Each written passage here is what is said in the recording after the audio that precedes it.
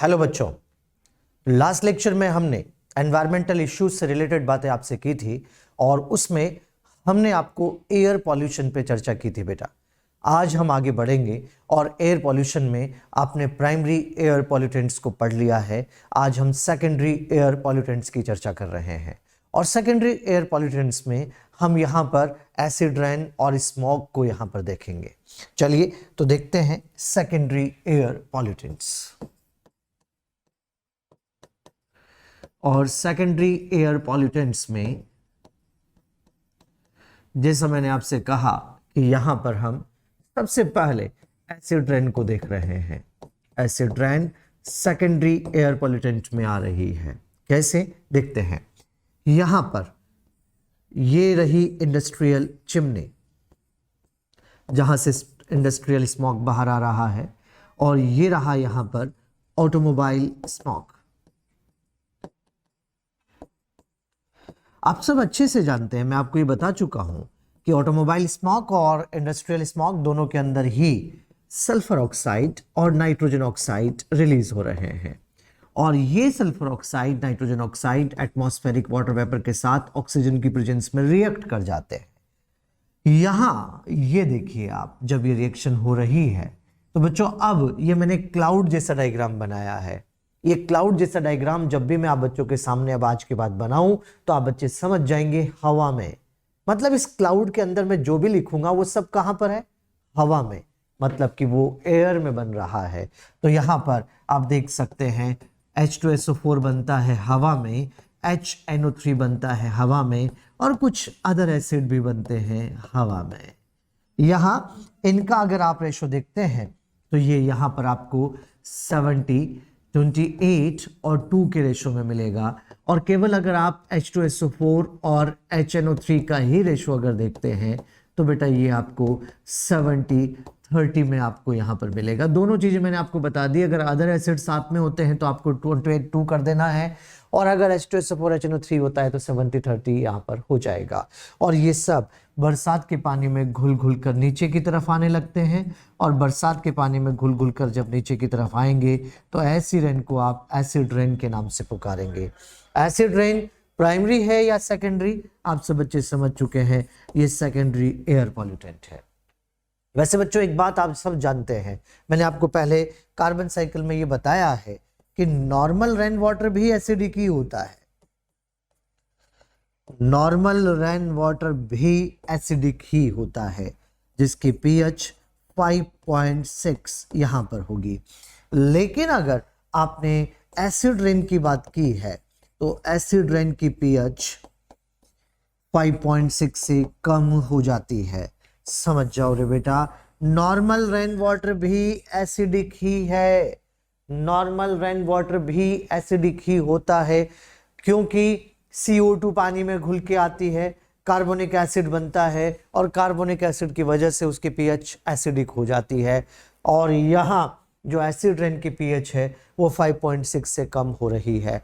तो बेटा यहाँ पर आप ये बात पहले ही क्लियर कर लीजिए कि यहाँ पर जो एसिड रेन है वो 5.6 से कम pH वाली को हम एसिड रेन के नाम से पुकार रहे हैं। बच्चों ध्यान से देखेंगे, एसिड रेन को मैं दो तरह से डिवाइड कर रहा हूं। एक तो ये होता है वेट डिपोजिशन और एक होता है ड्राई डिपोजिशन। दोनों में क्या डिफरेंस है आओ बच्चों हम समझ लेते हैं। वेट डिपोजिशन और ड्राई डिपोजिशन, यहां पर जो हवा में एसिड बना है अगर वो बरसात के पानी के साथ घुल के नीचे की तरफ आता है, मैंने कहा बरसात के पानी के साथ घुल के आता है, अरे पानी के साथ, वाटर के साथ अगर आ रहा है तो वो तो वेट डिपोजिशन हो जाएगा। लेकिन ड्राई डिपोजिशन का क्या मीनिंग है आओ इसको हम समझते हैं। ड्राई डिपोजिशन किसे कह रहे हैं आओ बेटा देखते हैं। यहां पर आप सब जानते हैं कि ये मैंने क्या बनाया भाई, क्लाउड जैसा डायग्राम हवा में, बिल्कुल ठीक बात। यहां पर ये रहे छोटे छोटे पार्टिकल्स और जो हवा में पार्टिकल्स होते हैं क्या उनको मैं सस्पेंडेड पार्टिकल बोलूंगा, बिल्कुल ठीक बात है, वो SPM है, सस्पेंडेड पार्टिकल है। सस्पेंडेड पार्टिकुलेट मैटर के नाम से उन्हें हम पुकारते हैं, SPM कहते हैं। अब आप सब अच्छे से जानते हैं कि हवा में एसिड बन रहा है, H2SO4 बन रहा है, HNO3 बन रहा है। अरे ये H2SO4 HNO3 को ये पार्टिकल अपनी सरफेस पर एड्जॉर्ब कर लेते हैं, सरफेस पर एड्जॉर्ब कर लेते हैं। और जब पार्टिकल्स इनको अपनी सरफेस पर एड्जॉर्ब कर लेंगे तो पार्टिकल्स हैवी हो जाएंगे और हैवी पार्टिकल धीरे धीरे सेटल डाउन होने लग जाएंगे। और अगर ऐसा हो रहा है तो आप देख पा रहे हैं कि यहाँ पर एसिड जो पार्टिकल के साथ नीचे आ रहा है, बताइए क्या ये एसिड यहाँ पर रेन वाटर के साथ आया? नहीं, ये पार्टिकल के साथ आया है। और पार्टिकल्स के साथ अगर नीचे की तरफ आएगा तो इसे आप ड्राई डिपोजिशन, क्योंकि हवा से एसिड को नीचे लाने का तरीका क्या है? पानी के साथ घोल के लाए या फिर पार्टिकल के साथ लाए? अगर पार्टिकल के साथ लाओगे तो ड्राई डिपोजिशन हो जाएगा, और अगर उसको आप पानी में घुल के नीचे लाओगे तो वेट डिपोजिशन हो जाएगा। चाहे जो भी हो, नुकसान तो बहुत हो रहा है। और इसकी वजह से होने वाले नुकसान अगर आप देखते हैं तो इसकी वजह से हमारा एयर, वाटर एंड सॉइल ये एसिडिक बन रहा है, ये एसिडिक हो जाएगा। अब आप कहेंगे कि साहब हवा, पानी और सॉइल का एसिडिक होने से क्या फर्क पड़ेगा? अरे पीएच बदल जाती है, और पीएच का बदलना क्या कन्फर्मर झेल पाता है? नहीं। और आप जानते हैं कि 99% एनिमल, 100% प्लांट्स आर कन्फर्मर। और अगर ऐसा है तो इस तरह के चेंज को नहीं झेल पाएगा और मर जाएगा। यहां पर साथ के साथ हमारे हिस्टोरिकल मॉन्यूमेंट्स लाइक ताजमहल, यहां ये एसिड इसके स्टोन से रिएक्ट कर रहा है और उसे येलो कर रहा है, और इस तरह से एसिड से जो व्हाइट मार्बल है उसका येलो हो जाना स्टोन लेप्रोसी कहलाता है। स्टोन लेप्रोसी के नाम से पुकारते हैं। ये बात मैंने पहले भी आपको बोली है, जिसमें मैंने आपसे कहा था कि मथुरा की रिफाइनरी लगातार सल्फर ऑक्साइड रिलीज कर रही है, जो एटमॉस्फेरिक वाटर वेपर ऑक्सीजन की प्रेजेंस में रिएक्ट करके सल्फ्यूरिक एसिड बना रही है, और ये एसिड वहां ताजमहल के व्हाइट मार्बल से रिएक्ट करके उसको येलो कर रहा है। ऐसा नहीं है कि सिर्फ ताजमहल के स्टोन पे ही फर्क पड़ रहा हो। अरे लाल किला का स्टोन भी इफेक्टेड है, लेकिन लाल किला का जो स्टोन है वो येलो नहीं व्हाइट हो रहा है। समझ जाओ, आने वाले टाइम में लाल किला ताजमहल बनेगा। यहाँ पर आप ये बात यहाँ कह दीजिए कि स्टोन तो दोनों के ही इफेक्टेड हैं, लेकिन जो मेजर जो इम्पैक्ट आ रहा है वो ताजमहल पे आ रहा है। तो ये हुई एसिड रेन। और अब आगे की तरफ हम चलते हैं, और यहाँ नेक्स्ट हम देखते हैं कि जब फॉग स्मॉग के साथ रिएक्ट करता है, जब फॉग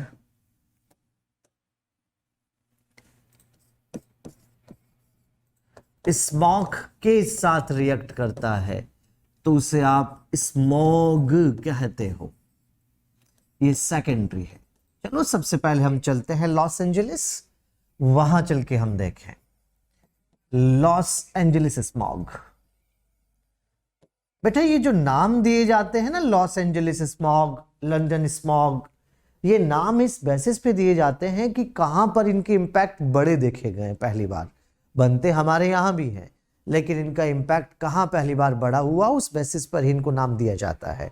जो लॉस एंजलिस स्मॉग है, इसे आप फोटोकेमिकल स्मॉग के नाम से भी पुकारते हैं। फोटोकेमिकल स्मॉग भी इसको कहा जाता है। इसे आप लाइट इंड्यूस्ड स्मॉग भी कह देते हैं। इसे ऑक्सीडाइजिंग स्मॉग के नाम से भी पुकारते हैं। ऑक्सीडाइजिंग स्मॉग, यहां Los Angeles smog, photochemical smog, light induced smog, oxidizing smog.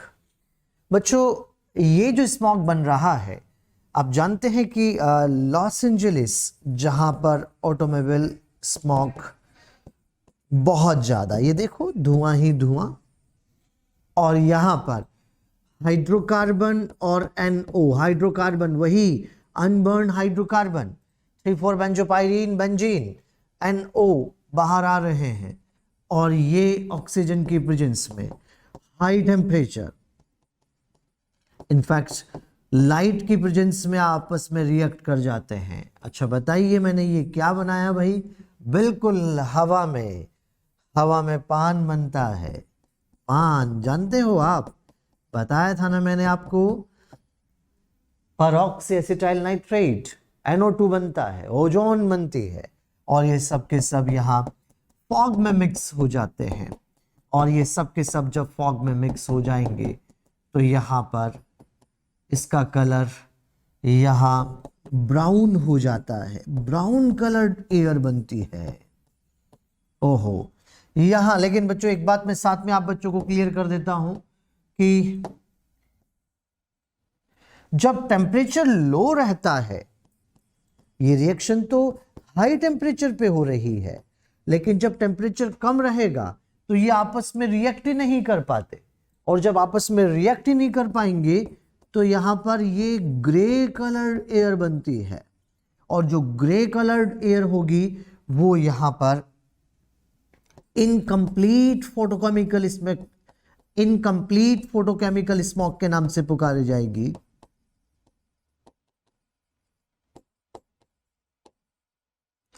लेकिन जैसे ही ये रिएक्ट करके ब्राउन हो जाती है तो इसको आप यहां पर कंप्लीट फोटोकेमिकल स्मोक कहने लग जाते हो। कंप्लीट फोटोकेमिकल स्मोक, समझ जाइए बेटा। यहां पर आपको कलर से ध्यान रखना है, ग्रे कलर्ड एयर जब बनती है तो उसको आप इनकम्प्लीट फोटोकेमिकल स्मोक कहेंगे, और जब ब्राउन कलर्ड एयर बनती है तो उसे आप कंप्लीट फोटोकेमिकल स्मोक के नाम से पुकारते हैं।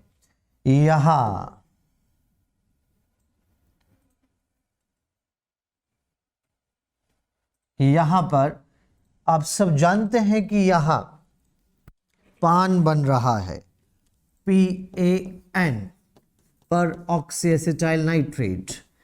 ये हमारी आईज, हमारी स्किन में इरिटेशन करता है, कह दीजिए जलन करता है पान। ये प्लांट्स में भी इंपैक्ट कर रहा है। ये PS2, प्लांट्स में PS2 इलेक्ट्रॉन फ्लो को ब्लॉक कर देता है पान। इसको आप फोटोसिंथेटिक इनहिबिटर के नाम से पुकारते हैं।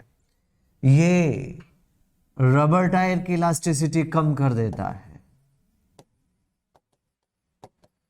रबर टायर की इलास्टिसिटी को कम कर देता है पान।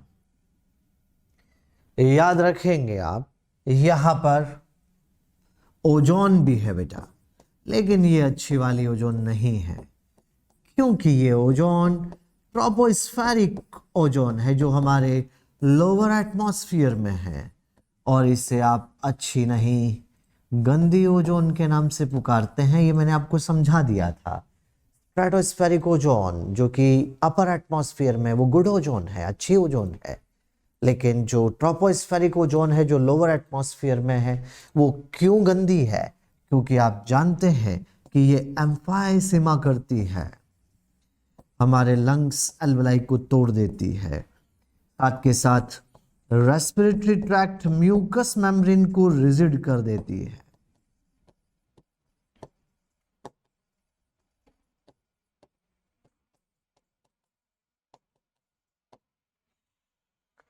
म्यूकस मेम्ब्रेन को रिजिड कर देती है, तो ये इसके नुकसान भी हैं। तो ये है फोटोकेमिकल स्मॉग, या कह दीजिए लॉस एंजलिस स्मॉग, क्योंकि इस तरह के स्मॉग का सबसे बड़ा इंपैक्ट पहली बार वहीं पर देखने को मिला।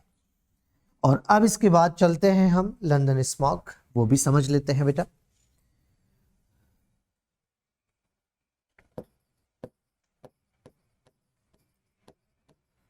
लंदन स्मॉग, जिसको कि हम यहां पर कॉल इंड्यूस्ड स्मॉग के नाम से पुकारते हैं, जिसको कि हम इंडस्ट्रियल स्मॉग के नाम से भी पुकारते हैं, जिसको कि हम यहां पर सल्फर स्मॉग के नाम से भी पुकारते हैं, येलो स्मॉग के नाम से भी पुकारते हैं, क्लासिकल स्मॉग के नाम से भी पुकारते हैं।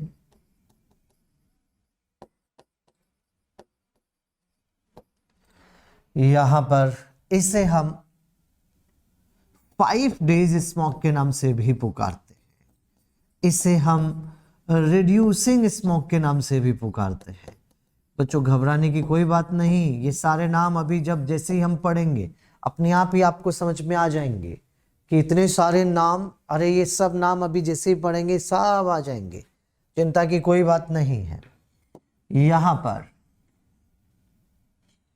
आप देख सकते हैं कि लंदन, जहां इंडस्ट्रियल कॉल बर्निंग गजब की हो रही है और इसकी वजह से भयंकर स्मॉग बाहर आ रहा है, जिसके अंदर सल्फर ऑक्साइड बाहर आ रहे हैं, और ये सल्फर ऑक्साइड यहां पर एटमॉस्फेरिक वाटर वेपर ऑक्सीजन की प्रेजेंस में लो टेम्परेचर स्पेशली नाइट में आपस में रिएक्ट कर जाते हैं, और इनके रिएक्ट कर जाने से यहां H2SO4 बन रहा है, हवा में जो फॉग के साथ मिक्स हो जाता है, और ऐसा हो जाने से हवा का कलर येलो हो जाता है। येलो कलर्ड एयर बन जाती है, जिसे आप लंदन स्मॉग के नाम से पुकारते हैं। अब आराम से मेरी बात सुन लीजिएगा। बात है 1952 की। वैसे तो ये स्मॉग रूटीन में बनता था वहां, नॉर्मली बनता था वहां, लेकिन 1952 5 दिसंबर से लेकर 9 दिसंबर के बीच हद ही हो गई। गजब का बना ये स्मॉग। ये 5 से 9 दिसंबर के बीच 5 दिन हो जाते हैं। इतना भयंकर बना कि लोगों के घरों में देखा गया, लोगों ने इसे इनहेल किया। अरे जब इनहेल करेंगे तो उस केस में लंग्स में डैमेज, 5 दिन के अंदर अंदर 4000 लोग मारे गए।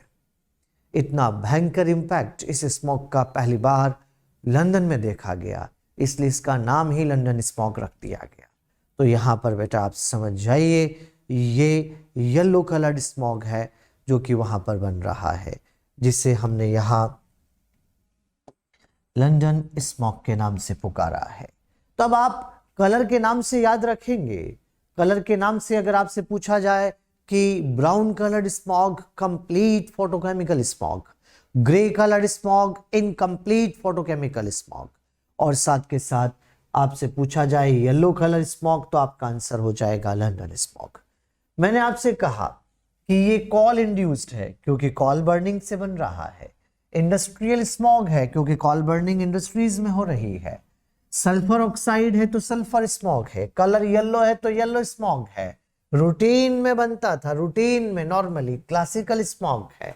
5 दिन भयंकर रहे, 5 डे स्मॉग है, और इस रिएक्शन में ऑक्सीजन का रिडक्शन है तो ये रिड्यूसिंग स्मॉग है। सारे नाम मैंने आपको समझा दिए हैं। तो मैंने कहा था ना आपसे कि ये सारे नाम इतने बड़े बड़े दिख रहे हैं, लेकिन है नहीं। यहाँ पर ये सभी हमने यहाँ पर आराम से आपको क्लियर कर दिए कि कैसे इस तरह से नाम रखे गए हैं इन स्मॉग के। तो ये है सेकेंडरी एयर पॉल्यूटेंट्स भी, जिसके अंदर एसिड रेन और हम स्मॉग को हमने समझ लिया। अब बात आएगी यहाँ पर कि भाई पॉल्यूशन बहुत फैल चुका है, इसे कंट्रोल करना चाहिए।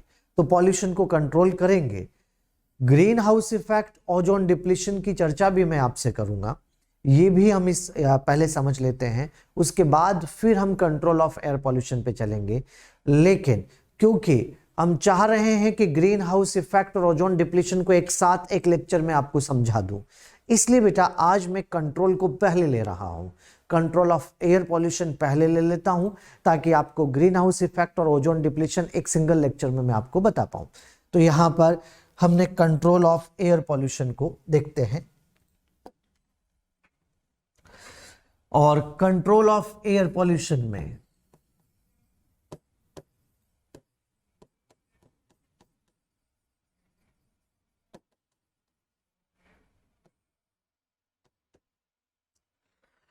कंट्रोल ऑफ एयर पॉल्यूशन दो तरह का होगा।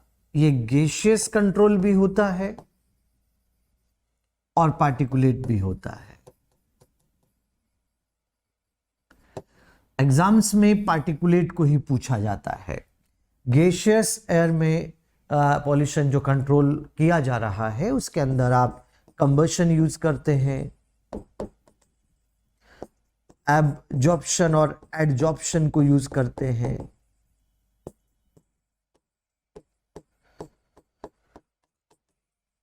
लेकिन जो पार्टिकुलेट कंट्रोल कर रहे हैं उसके अंदर दो तरह की डिवाइस यूज होती है, एक होती है अरेस्टर, एक होती है स्क्रबर। अरेस्टर और स्क्रबर, इनके मैकेनिज्म को आज हम समझते हैं। अरेस्टर जो कि ESP यूज किया जाता है, इलेक्ट्रोस्टैटिक प्रेसिपिटेटर, इलेक्ट्रोस्टैटिक प्रेसिपिटेटर। आओ बेटा इन दोनों की मैकेनिज्म पर आज हम चर्चा कर लेते हैं। तो सबसे पहले यहां पर हम देखते हैं ESP। बहुत सिंपल सी डिवाइस होती है, कुछ ऐसे, और यहां पर एक काम कीजिए, आप हाई वोल्टेज इलेक्ट्रोड वायर ऐसे लगा लीजिए, ऐसे। बच्चों समझ जाओ, पीछे से आ रहे हैं आप, तो एक तरह से सेक्शन कटिंग देख रहे हो। हाई वोल्टेज इलेक्ट्रोड वायर,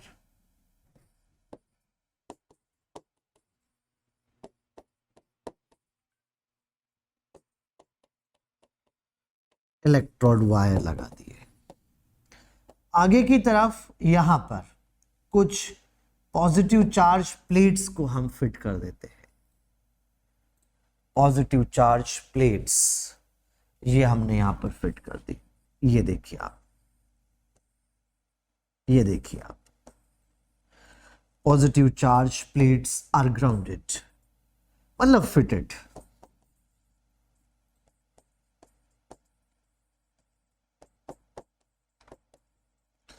अब आपको यहां से एयर पास करना है। एक बात मैं सब बच्चों को क्लियर कर देता हूं, स्क्रबर और ESP दोनों डिवाइस इंडस्ट्रीज में यूज की जा रही है, ऑटोमोबाइल्स में नहीं। ऑटोमोबाइल्स में क्या किया जाता है वो इसके बाद हम समझेंगे, लेकिन ये दोनों डिवाइस इंडस्ट्रीज में यूज की जाती है। यहां पर याद रखेंगे आप, जब डर्टी एयर हम यहां से पास कर रहे हैं, इंडस्ट्रियल एग्जॉस्ट, तो उसके साथ पार्टिकुलेट मैटर भी आ रहा है। एट द सेम टाइम हमें हाई वोल्टेज इलेक्ट्रोड वायर को हाई वोल्टेज देना है, और जैसे ही आप इनको हाई वोल्टेज देंगे, यहां से इलेक्ट्रॉन निकल के बाहर आ रहे हैं। अरे इलेक्ट्रॉन का एक एनवायरमेंट क्रिएट हो रहा है, इलेक्ट्रॉन का एक एनवायरमेंट यहां पर बन रहा है। इलेक्ट्रॉन के इस एनवायरमेंट को आप कोरोना के नाम से पुकारते हो। किस नाम से पुकारते हो? कोरोना। यह नाम तो बड़ा फेमिलियर हो गया आप लोगों के लिए, कोरोना। और यहां डिस्चार्ज्ड कोरोना मैंने लिखा। डिस्चार्ज का मतलब कोई चार्ज नहीं, ऐसा मत समझना। डिस्चार्ज का मीनिंग है रिलीज्ड कोरोना। और जब यहां से पार्टिकुलेट मैटर होके निकलेगा, कोरोना के बीच में से गुजरेगा, तो उस केस में हर एक पार्टिकल पर नेट चार्ज नेगेटिव होना है, क्योंकि हर एक पार्टिकल पर इलेक्ट्रॉन अटैचमेंट होगा, और इलेक्ट्रॉन अटैचमेंट के बाद पार्टिकल का नेट चार्ज नेगेटिव हो जाएगा। और वही नेट चार्ज नेगेटिव, मैं रिपीट कर रहा हूं, फिर सुनेंगे। आपने यहां बीच में हाई वोल्टेज इलेक्ट्रोड वायर लगाए, आगे की तरफ पॉजिटिव चार्ज प्लेट लगा दी। जैसे ही पार्टिकुलेट मैटर को इधर से गुजारेंगे, हाई वोल्टेज इलेक्ट्रोड वायर को आपको हाई वोल्टेज देना है। हाई वोल्टेज देंगे तो इलेक्ट्रॉन एमिट होंगे, इलेक्ट्रॉन का ये एनवायरनमेंट कोरोना कहलाता है। जब पार्टिकुलेट मैटर इस कोरोना के बीच में से गुजरेगा तो हर एक पार्टिकल पर इलेक्ट्रॉन अटैचमेंट होगा और इलेक्ट्रॉन अटैचमेंट के बाद नेट चार्ज नेगेटिव होगा। वही नेगेटिव चार्ज पार्टिकल जब आगे की तरफ जाएगा तो पॉजिटिव चार्ज प्लेट्स पे अरेस्ट हो जाएगा, पॉजिटिव चार्ज प्लेट पे अरेस्ट हो जाएगा। अरे कहिए पीएम यही अरेस्ट हो गए। पीएम मतलब पार्टिकुलेट मैटर, और आगे की तरफ जाने वाली हवा कंपैरेटिव क्लीन हो रही है। कंपैरेटिव क्लीन है, 100% नहीं, क्योंकि मैं मानता हूं कि ईएसपी गजब की डिवाइस है। 99% पार्टिकुलेट मैटर को सेपरेट करती है, लेकिन 1% जो सबसे छोटा पार्टिकल है वो नहीं रुकता, वो तो बाहर जाएगा ही सही। फिर भी ध्यान रखना, एयर फ्लो स्लो होना चाहिए। अरे धीरे धीरे हवा को गुजारिए, पार्टिकल्स को मौका दीजिए कोरोना के बीच में घूमने का, और जब वो कोरोना के बीच में घूम घूम के जाएंगे तभी तो उनके ऊपर इलेक्ट्रॉन अटैचमेंट होगा, और इलेक्ट्रॉन अटैचमेंट होगा तो नेट चार्ज नेगेटिव हो जाएगा। यहां जैसे ही आप आगे की तरफ जा रहे हैं, यहां क्लीन एयर आगे बढ़ रही है, लेकिन 100% नहीं, कंपैरेटिव क्लीन कहना है, जैसा मैंने अभी अभी आपको समझाया। अब आ जाइए यहां पर स्क्रबर की मैकेनिज्म भी देख लेते हैं। बहुत सिंपल मैकेनिज्म है स्क्रबर।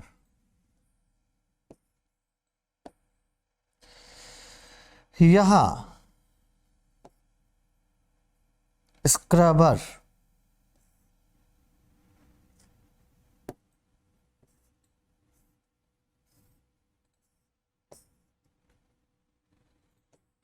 कुछ ऐसी डिवाइस है, इधर से डर्टी एयर पास करनी होती है, इंडस्ट्रियल एग्जॉस्ट। जैसे ही हवा ऊपर उठने लगे उसके ऊपर लाइम वाटर का स्प्रे शुरू कर दीजिए। ये मैं वेट स्क्रबर बता रहा हूं आपको। जैसे ही आपने लाइम वाटर स्प्रे शुरू कर दिया, वैसे ही यहां पर पार्टिकुलेट मैटर जो साथ में ऊपर जा रहा था वो पानी के साथ घुल घुल कर हैवी हो जाएगा, और हैवी पार्टिकल नीचे की तरफ सेटल डाउन हो रहे हैं, लाइम वाटर के साथ नीचे आ जाएंगे। इसे यहीं कलेक्ट कर लीजिए, लेकिन हवा में जाने से तो रोक लिया ना। पार्टिकुलेट मैटर को आपने लाइम वाटर का स्प्रे करके हैवी कर दिया, और उस स्प्रे के साथ पार्टिकल्स को नीचे घोल के ले आएंगे। इस तरह से पार्टिकल्स का हवा में जाना रुक जाएगा। फिर आपके मन में आएगा, सर नॉर्मल पानी ले लेते, लाइम वाटर क्यों लिया?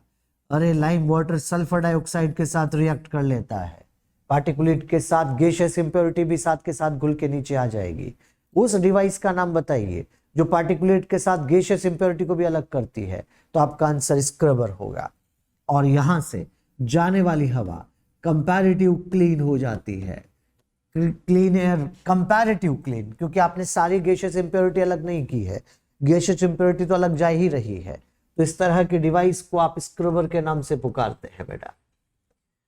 तो स्क्रबर और ईएसपी दोनों का रोल अपनी अपनी जगह पर है। आपकी इंडस्ट्री में सल्फर डाइऑक्साइड बनती है तो आपको स्क्रबर यूज करना चाहिए। मेरी इंडस्ट्री में सल्फर डाइऑक्साइड नहीं बनती, पार्टिकुलेट मैटर है, तो मैं ईएसपी यूज करूंगा। इसलिए दोनों में कौन अच्छा इस पे ना जाए, दोनों अच्छे हैं, सबका यूज अपनी अपनी जगह पे हो रहा है। जब जिसका जरूरत हो उसको यूज करना चाहिए। इस तरह से आज हमने ये इंडस्ट्रियल एयर पॉल्यूशन कंट्रोल की चर्चा की है। और ऑटोमोबाइल्स अभी बचते हैं, लेकिन ऑटोमोबाइल्स को किस तरह से हम यहाँ पर कंट्रोल में यूज कर रहे हैं उसको जानने के लिए आपको हमारे साथ बना रहना पड़ेगा। आज के लिए इतना ही। Thank you.